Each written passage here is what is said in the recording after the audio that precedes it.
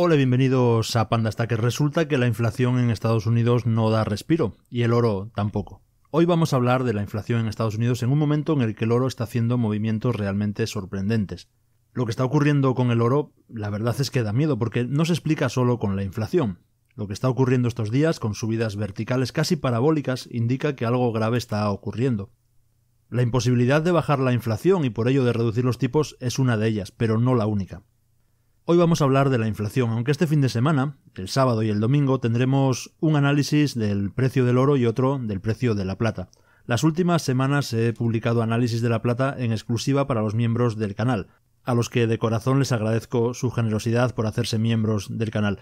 Pero este fin de semana tendremos un análisis de la plata en abierto para todo el mundo. Los miembros del canal tendréis el sábado un vídeo exclusivo que muchos me habéis pedido con la actualización de mi holding cotizado y de mis inversiones globales, que viene además con novedades.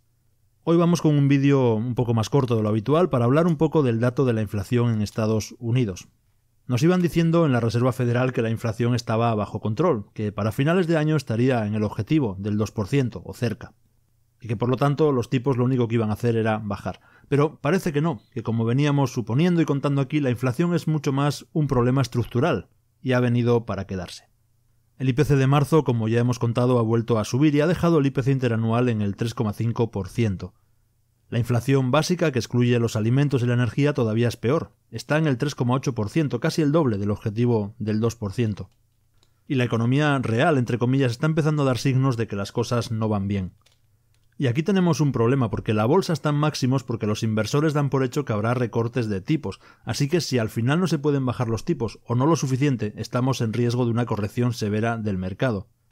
Y no solo es ese riesgo, no solo es el riesgo de la bolsa. Los tipos altos suponen un mayor coste de endeudamiento para el país, para las empresas y por supuesto para los hogares estadounidenses.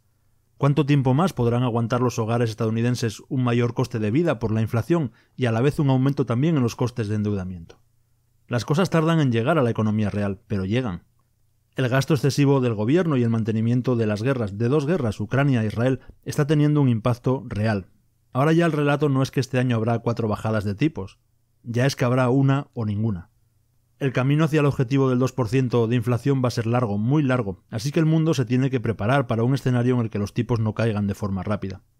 El problema con la inflación a día de hoy en Estados Unidos es que la subida de tipos no sirve para bajar esa inflación. Porque uno de los grandes impulsores de la inflación es el propio gobierno. El gasto del gobierno está impulsando los precios, aumenta la demanda sin que aumente la oferta. La cantidad de dólares excedentes que inundan la economía crea esa inflación, y ese gasto gubernamental es algo que la Reserva Federal no puede controlar. La Reserva Federal, cuando sube los tipos de interés, controla el consumo privado. La gente corriente no firma un nuevo préstamo a intereses altos, o no sigue tirando de tarjeta de crédito con esos intereses, pero el gobierno, el Tesoro de Estados Unidos, puede pedir prestado indefinidamente. Están en un camino insostenible donde la deuda crece más rápido que la economía. Y la crisis está empezando a hacerse visible, y a menos que el gobierno se detenga en el gasto, podríamos seguir viendo cómo el IPC sigue subiendo hasta las elecciones de noviembre. El problema es que el Congreso tiene que pedir prestado más dinero, y más dinero también para pagar los intereses. Esos pagos de intereses han aumentado un 43%. El Tesoro tiene que devolver a los titulares de bonos 440.000 millones de dólares para evitar un impago, y es una cantidad que es mayor que el gasto en defensa de Estados Unidos, así que imaginaros. Este es uno de los problemas que por sí mismo podría hacer subir el oro, pero resulta que no es el único ni el más grave. Los riesgos geopolíticos son todavía más graves y tenemos también a China tratando de alejarse del dólar con compras masivas de oro como no se había visto nunca. Todo ello está llevando al oro a marcar máximos que vuelve a fulminar al día siguiente. Hoy se puso el oro por encima de 2.430 dólares la onza. Aunque es cierto que al final de la tarde recortó un poco, pero sigue más alto que ayer, así que no podemos siquiera hablar de una corrección. Es todo muy extraño, el oro nos indica que algo está pasando, algo grave está pasando.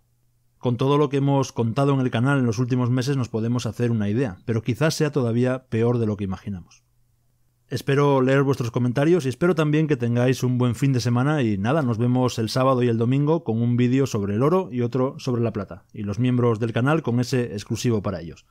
Un saludo y nos vemos.